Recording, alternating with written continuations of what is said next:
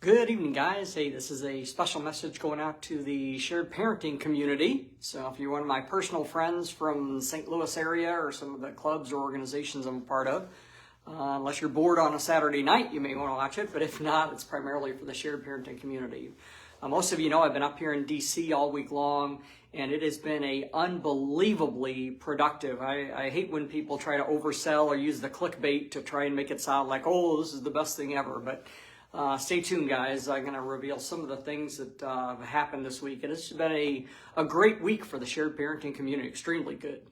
Most of you know that we've come a long way. I started getting involved in the shared parenting community about 10 years ago or so. I spent the first year basically keeping my head below the surface, just trying to learn what was all out there. So many times we get people that they're eager, and I love people that are eager. Unfortunately, they jump in too soon. And anything that you do in life, you need to be a student before you can be a teacher.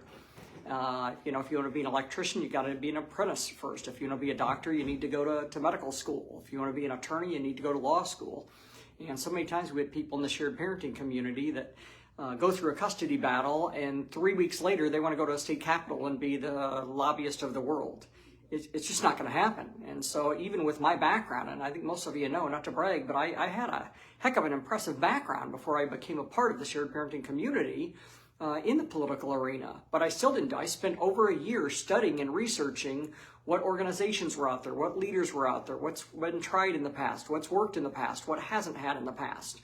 And what I noticed after that year was the first thing was we were on defense. There were people who meant well, but they were doing things like protesting at capitals and calling legislators to threaten them and just really creating a bad image. It was feeding right into the narrative of the angry dad.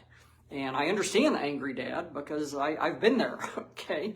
But when you're dealing with legislators, you can't do that because you come across angry and bitter, and legislators are going to think, well, maybe they do have a problem. Maybe they shouldn't have access to their kids.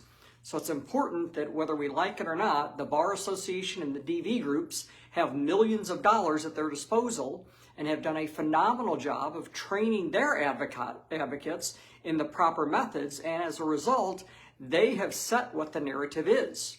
And so we need to overcome that narrative. And we've done a great job, excuse me, over the last 9 years, gradually turning the ship. And we made some progress. We passed bills in Kentucky, in Arkansas, West Virginia, Missouri, Florida, and New Hampshire. But there's a long way to go. Even in the states that we passed in, we have a lot. Just because we pass a 50-50 rebuttable presumption, that doesn't mean that foo-foo dust sprinkles across the state. There's a lot more reforms that need to take place. Whether it's guardian ad litem reforms, custodial interference reforms, support reforms, there's a lot more that needs to take place at the state level. And then the biggie, Alicia, how you doing? But the biggie is at the federal level. That's the elephant in the room that has created all the problems with the federal mechanism of Title 4D.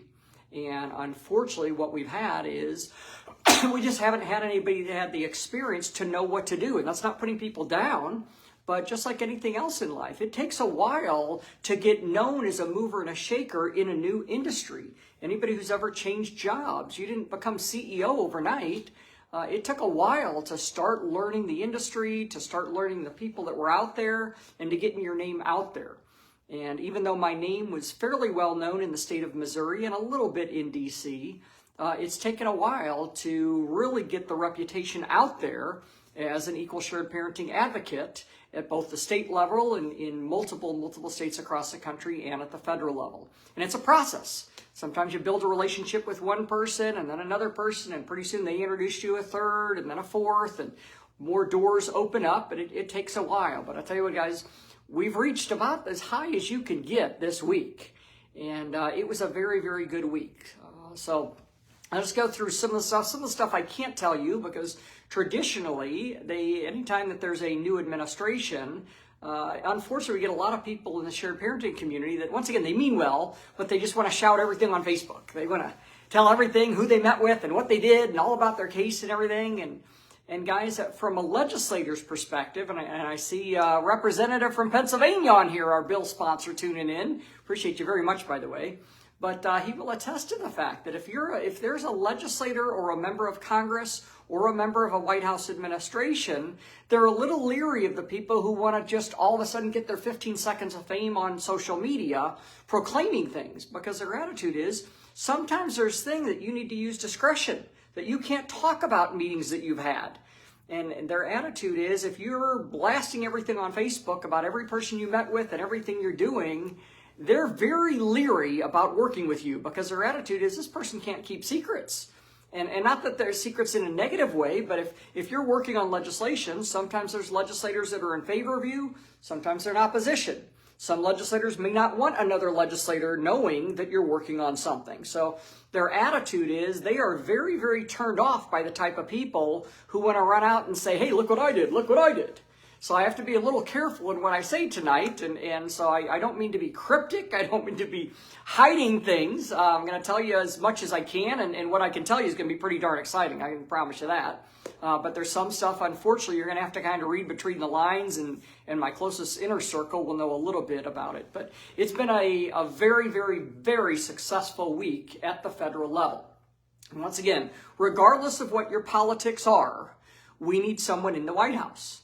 So whether it's a Republican or a Democrat, whether you're a fan of Kamala or Biden or Trump, it doesn't matter.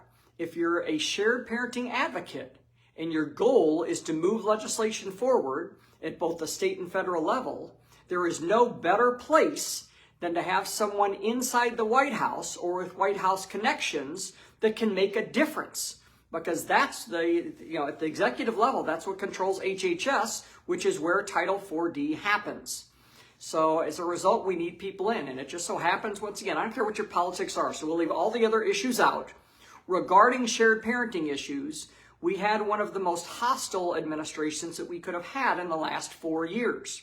Most of you know the biggest claim to fame of the previous administration was the Violence Against Women's Act and the crime reform bills, both of which basically indirectly said, let's make false allegations against all men and lower the threshold to where you don't have to prove anything. You just make the allegation and believe the accuser, and let's throw people in prison. And that was the attitude for the last 4 years. And some of you know, when you saw what happened to Title IX, and you saw it was just ridiculous. And I'm telling you, if we wouldn't have had a change in administration, that would have hit our shared parenting community hard, because they blasted Title IX. And I'm telling you what, the provisions that ended up going in there are scary and literally ought to make the hair stand up on the back of your head, if you have some. But I'll tell you what, we're in a new day. Tonight at dinner, Vivek Ramaswamy was talking, and it was very exciting to hear. And once again, I don't care whether, take all of your other issues aside, and you can hate Trump, I'm fine with that. Orange man bad, blah, blah, blah, whatever. Who cares? Let's look at policy. From a policy standpoint, we now have someone in the administration, or in the White House actually, who has been through false allegations, who went through some chick that 50 years ago made allegations about a rape, that the rape wasn't even proven because she couldn't have proved it. It never happened. There was no witnesses. She can't even remember what day it happened. She can't remember exactly and specifically where it happened. And yet he gets a $300 million fine for that. And all the other things that happened, all the false allegations, have now opened up the new administration and everybody working within that administration, more importantly, to understand what we've been trying to tell them has been happening in family court system. Most of you know, when we go out and try and tell people, hey, family courts are corrupt, and that's why I tell people, don't use the word corrupt, you're going to scare people away, because if they haven't lived it, they just don't believe it. And we all know it. We've seen it time and time and time and time again. And we were like beating our head against the wall, trying to get people to understand. Well, we finally have an entire White House now and an entire transition team that understands what false allegations are and when you take due process away. One of the guys at dinner with us with Vivek Ramaswamy tonight was a guy who served a year in prison for January 6th, 4 years in solitary confinement. even though it showed that, yes, he did enter the Capitol, which, like I said, I think most of you know, if you know protocol, you shouldn't have entered the Capitol that day. And I was there that day, and if any of you watched my videos, you saw where I was saying, hey, guys, you shouldn't be doing this. You shouldn't be going inside there. But the video showed he literally got in, looked around, took a couple pictures, and walked back out. I mean, that's all he did. He did nothing in there, and the video showed it. But he still spent 4 months in solitary confinement. And from a due process, and he was never charged with anything. They never knew what he was charged with. He just spent 4 months in solitary confinement for that. That's the kind of stuff that happens in family court, where they, ban you because you make a post on Facebook and say something about your ex. That's what I'm always telling people. Don't talk about your ex on Facebook. It's the kiss of death. It works against us. It shouldn't, but it does. And but like I said, we finally have an administration, and very exciting for us in the shared parenting community, because I have a lot of personal friends now that are in there. I mean, that's what I was up here today meeting with a bunch. It was kind of fun because everybody was flying back and forth. We're off site just outside of DC here, and I'm still not allowed to say where we are, but it's somewhere in the greater Washington DC area. And everybody was flying back and forth between Mar-a-Lago and here, and back and forth, and all kinds of people were coming back and forth.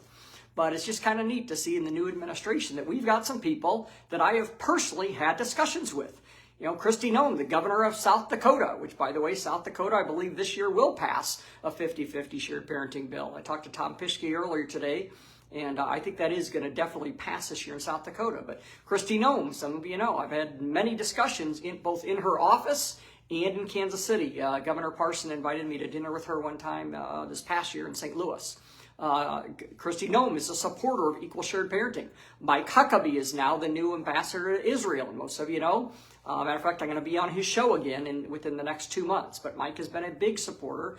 He and I have spent a lot of time down at John Ashcroft's house down in Springfield. And also at John Ashcroft's house with us has been John Radcliffe, the new CIA director.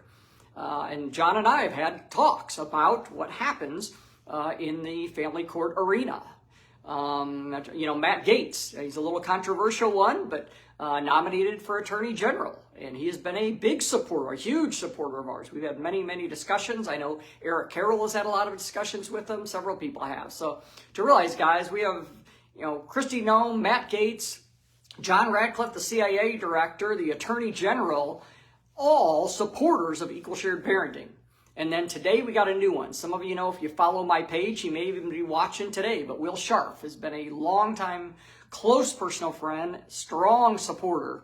And Will and I got to know each other very well. He was the legislative director for Governor Greitens in Missouri. We got to be friends then, and then we worked on several campaigns after that and got to be very close. And so, he comments on my page on a regular basis.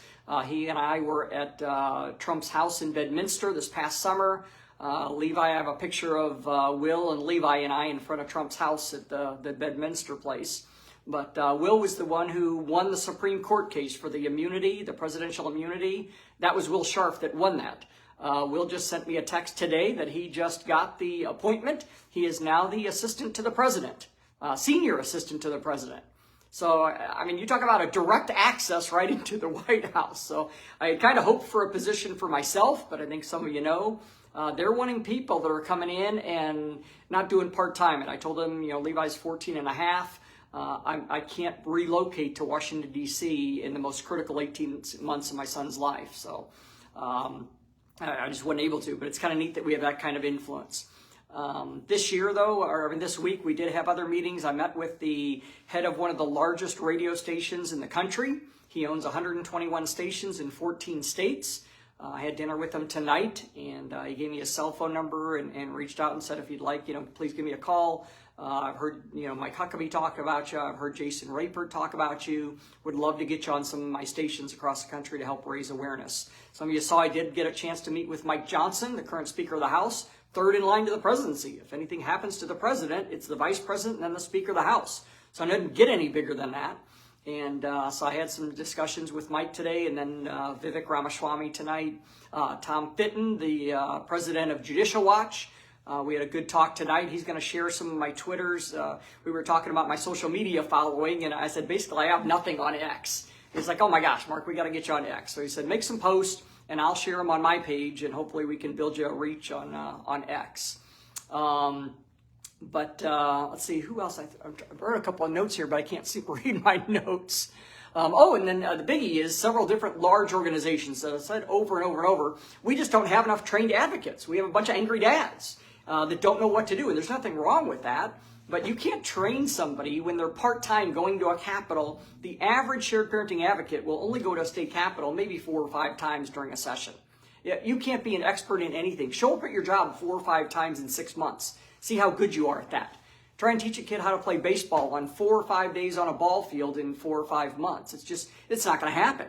So we can either, which one we are doing, and that's why I'm doing the training classes, trying to train people to ramp them up so that they don't blow it when they show up at a capital, or why don't we hitch our wagon to some larger organizations? And this week, hands down, more connections were made, true connections, to build relationships with some pretty powerful, and I mean powerful, we're talking the largest of the largest organizations in the country. One of which tonight, I can't say who, but I will tell you this. He is considered one of the biggest influencers in all of Washington, D.C. Huge influencer. Has a large organization with a multi-billion, or $1 million, not billion, $1 million budget for his organization. It's in the tens of millions of dollars a year that his organization has. We had a very good discussion, and he told me, he said, Mark, if you can get the money to come back to D.C., I will personally set up a meeting with you and my main policy director to start talking about what we can do to help you out with your legislation. Guys, that is huge. You take the best of the best in the shared parenting community, put all of them in one room, and I'll tell you what, it means nothing compared to what this organization has. The worst of this organization is better than the best of what we have. So to now have a chance that we can hitch our wagon to something big like this, and trust me, it is big. I saw Jamie on here, the representative from Pennsylvania. I'll tell you off camera, Jamie, sometime who it is, but Jamie will let you know. It's going to be pretty flat turned on exciting when you find out who that is. And there were a couple of other larger organizations that I met with today that are literally working with us right now to draft some legislation that we're going to be introducing and pre-filing in the month of December. But we're going to need some help. As I've said over and over, this isn't about me, and that's why I always tell people, don't ever say this is my legislation or something like that. Don't ever make it about your own, never hear me talking about Levi's bill or what I'm going to do or anything. No, it's about the shared parenting community. It's about moving the needle forward so that our kids don't have to go through what we went through. So we do need to train some people. I can't do it alone. I need, and especially now that we've got the doors open, and that's what Vivek was saying tonight at dinner. He's like, you know what, we have 4 years to make a difference. We've been telling people we're going to make a difference, and that's why Trump has put in so many radical people. He didn't want the typical bureaucrats that were going to say what they needed to say during the interviews, and then everything goes back to status quo, and we just resume normalcy. No, Trump got elected that he was going to shake things up, and by golly, he's going to shake things up. I'll tell you what, I don't know of anything more that needs to be shaken up than the family court system.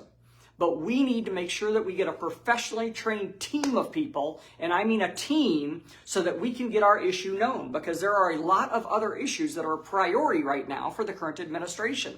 If they're looking at, we're looking at trying to avoid a war with China and, in the Taiwan situation and Russia and Iran. So we've got to build up that. We're worried about homeland security, about trying to tighten up the border. We're worried about crime. We're trying to get the inflation down. I mean, there are so many policies that are a priority for this current administration. We're not a top priority, and that's nothing bad. What that means is we need a lot of people that are trained on the right methods so that as a team we can have an orchestrated, systematized approach of what are we going to do at the federal level. As I said, one person by myself isn't going to make a difference. But if I can get 10, 15, 20, 25 people trained that know what they're doing, that know the right way to go about it, I'm telling you what, we're going to make a difference in the next 4 years like you've never seen at the federal level. And if I can get 100 people trained, we're going to make a difference at state levels like you've never seen. So this is where the point of action comes in. What can you do? I get people all the time saying, oh, Mark, I want to help. I want to help. I want to help. Well, I'll tell you what, I'd love to have you help. But just like anything else, in a corporation, when I worked at the bank, if somebody said, oh, I want a job, we didn't just let them in. Oh, yeah, here's a teller drawer. Just take the money. Go out there and take a teller drawer. No, we had an interview process. We did some vetting. Then we did some training. We had to train them on things. We did a background check to make sure they weren't going to run off with the money. Well, the same thing here. We're looking for an A-team. We're looking for the best of the best. I don't just want anybody. I want people that are coachable. I want people coming that are coming with the attitude that says, you know what? I don't know what to do. It looks like you do know what you do. It looks like you've got some connections. I'd like to be a part of the team. I'm not going to run off and start my own little team and break things off. I'm going to be unified just like with this administration. When Trump, selected Kristi Noem and Mike Huckabee and Will Sharf and John Radcliffe and all these other people he selected for his cabinet, they put their own personal agenda to the side and they say, I'm a part of this team and I'm doing what the team leader says and we're going to make a difference as a team. Can you imagine how different it would be if Vivek Ramaswamy's going one direction and Elon Musk is going another and Kristi Noem's going one and John Radcliffe's going another? It'd be complete chaos. No, you need everybody on the same page. So that's what I'm putting together, a team right now. So if you want to be a part of a team, step one, you've got to be through the training. No exceptions. Yeah, I know it's going to take some time. And I know it's going to take some money. Every once in a while people say, well, why does it cost? Well, does it cost when you go to a restaurant? I mean, my gosh, the price is $175. And I'll just tell you that up front. And I used to apologize for that. I'm not apologizing now. And I'll tell you why. Because number one, my portion of those funds are going to be used to fund an event like this. And not to brag, but I'll just tell you what, I kicked butt this week, okay? This was one heck of a return on investment. The connections that were made, the influence that was developed this week was huge. A great return on investments, but I don't have the funds to keep coming to these trips. So part of the money is going to Nick and Vanessa that are helping to design the website, and they're going to design the training and put all the classes on the web. In case you miss them, you can rewatch them, stuff like that. So half of it goes to them for that. On my half, I'm using it to pass legislation. But I want you to have skin in the game. When I was a kid and I drove my dad's car around, if he was paying for the gas and he was paying for the tires, man, I was doing lawn jobs and everything. And then my dad set me down one day and said, hey, you're going to need to start paying for gas. You're going to need to start paying for insurance. And all of a sudden, I stopped driving, 80 miles a day around town trying to impress girls. I drove from point A to point B. So I want you to hopefully you guys can still see me. I keep getting this thing that says poor connection. But the class, if you want information, I did put at the top of this thread. It's stlmarkludwig.com. stlmarkludwig.com. This will sell out. It just opened tonight. So if you're wanting to get in, I would register tonight because I'm not going to do 100 people in this class. I want the class small enough that we can have some good question and answers. We can have some good dialogues. I want quality, not quantity. I want to know that when somebody says they've been through the training, and if they're using my name, that my reputation is not going to be damaged by some yahoo that goes out there doing things wrong. So if you're going to register, I would do it quick. We are doing an early bird. The regular price is $300. Nick and Vanessa, they do this professional seminars for real estate all the time. The minimum they charge is $500 for their seminars. They were trying to talk me into that. I'm like, trust me, the shared parenting community is not paying $500 for a class. So I was able to talk them down. So the price after, I think the 30th is when the price goes up. It'll be the $300. But if you get it, the early bird pricing, the $175. But I would do it today because I think it's going to sell out a lot sooner than November 30th. So stlmarkludwig.com to register for the class. We're going to cover several things. We're going to cover how to frame the narrative, how to have a committee hearing, how to get past the gatekeeper. What do you say when you meet with the legislator? How do you do a 3-minute meeting, a 7-minute meeting, a 10-minute meeting, a 15-minute meeting? How do you meet with people as a team? How do you handle objections? How do you get some media coverage? I mean, I'm going to take you, if you've never done anything besides 8th grade civics, I'm going to take you step by step through everything you need to know in your state. Plus, if you pass the vetting process and you pass the class, you'll be able to use my resources and my contacts. And I'll tell you what, that gives you a heck of a lot of credibility. I don't mean it sound arrogant, it's just a fact. When I call using some of the names that I have access to, that gives credibility. When I tell people that, hey, Mike Huckabee is having me on the show, indirectly, the people that I meet with here, in Washington, D.C. are like, oh, well, we think a lot of Huckabee. So if he's having you on your show, that's impressive. The same thing can happen for you when, through the vetting process, you'll be able to say, hey, I'm working with Mark Ludwig. But by the way, don't say that if you're not. I've had 3 people in the last week that legislators from different states around the country have called me and said, hey, this person called and said they're working with you. Guys, don't ever use my name if you don't call me first, okay? That is not good. So we have to have a vetting process. But the trainings, like I said, I can't encourage you enough. Register for the training. The next thing I did see Garrett just mention is how to donate. Guys, these trips are expensive. And like I said, I used to apologize and I used to beg, oh, please give me, I'm sorry you have to give money. Oh, I'm really sorry. But guys, I shouldn't have to say that. Think of how much money everybody is spending right now on attorney fees. Think of how much money you've lost at your job because you haven't been able to focus on your job. Is it worth investing to change the laws so that we don't have to keep doing this? So that millions and millions and millions of more dads and even mothers too don't have to go through this kind of crap. Well, it's not going to happen by accident. It costs money to get on a plane and pay for a hotel to come to places like this. And if you don't want to take off the time from your job, if you don't have the connections, that's okay. But why don't you take some of your money and help out somebody that does have the connections?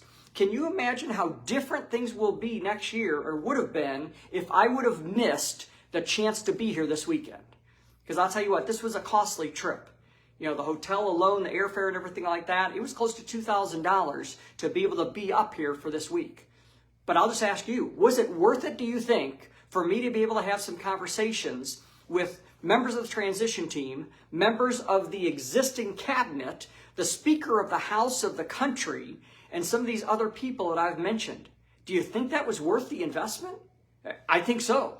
So I'll just tell you flat out, yes, I am asking for your money. And I want you to think long and hard when you're laying in bed tonight and ask yourself, would it be worth $25 or $50 or $100 to donate to somebody who's out making a difference to help out with some of the travel cost, instead of continue laying in that bed night after night after night, knowing that someday your kids are going to be laying in that bed too? So guys, I'll just tell you what, yes, I do need money. Flat out, I told you, this is not an exaggeration. One of the largest people and influencers in all of DC for about the last 40 years, I believe, and the head of one of the absolute largest organizations with I don't know if it's a $100 million budget, but I know it's well over 10, 20 million. I mean, it's in the millions that this guy has. Literally, this is not an exaggeration. Today, looked me in the eye and made the statement, Mark, if you can get the funds to come to DC, I will personally set up a meeting with my main policy advisor to figure out how we can help you out. Guys, that is huge. But if you'll notice too, he didn't say, I'm going to fly you up. He wants me to have skin in the game, just the same way that I want people to pay for their own training. If you don't pay for it, you don't appreciate it. If I just say, oh, give me the money to fly up here. No, he wants to see, am I serious or not? If I'm serious, I'm going to pay my own way up here. So if people can help out with this trip, there's still a lot of expenses. I did have 6 people donate now, so I do appreciate very, very, very much those of you that did donate. But there's still quite a bit more expenses on this one before the credit card comes. And now I need to make another trip back to DC. So if you can help out, like I said, if you can donate $25, $50, $100, if there's anybody out there that does have the funds, and I realize most of you don't because I don't, after going through a custody of that, but if anybody has 500 or 1,000 or more, shoot me a private message and I'll give you more details about some of the things that we're about to do at the federal level and why an investment would be really worth your while. Because I'll just tell you what, I could flat off knock your socks off if you knew what we're about to do with the current administration and the 31 states we're going to be filing bills in this year. So, like I said, if you could help out with donations, I did put my information at the top of the thread. I don't think you can see it while I'm talking, but I think if you watch a post Facebook Live, you'll see at the top, it'll show my PayPal is starnetmark@yahoo.com. So if it's PayPal, starnetmark@yahoo.com. If you do Venmo, it's Mark-Ludwig-18. So Mark-Ludwig-18. And then the last 4 of my phone numbers, so they don't pay that service charge, is 0977. Yeah, definitely send it friend to friend. And then Zelle is my phone number, which is 314-814-0977. But when I get done with this, you'll be able to go back and see at the top of this thread. Like I said, I don't think you can see it while I'm talking. But once we finish this off, go back to my page and you'll see in the header to this video, it'll show the PayPal, starnetmark@yahoo.com, Venmo, Mark-Ludwig-18, and then Zelle, 314-814-0977. But guys, if there's any way you can possibly donate, like I said, I promise you this, I'm working my tail off. I literally sacrificed time for my own son to be able to come up here this week. I sacrificed a chance to try and earn income from driving for Uber while I was up here. I did it because I believe in this, and not to brag, but I know what I'm doing. I just need some finances to help out. So register for the training class. If you can help donate, I'd appreciate it, and I will talk to you later. Thanks, guys.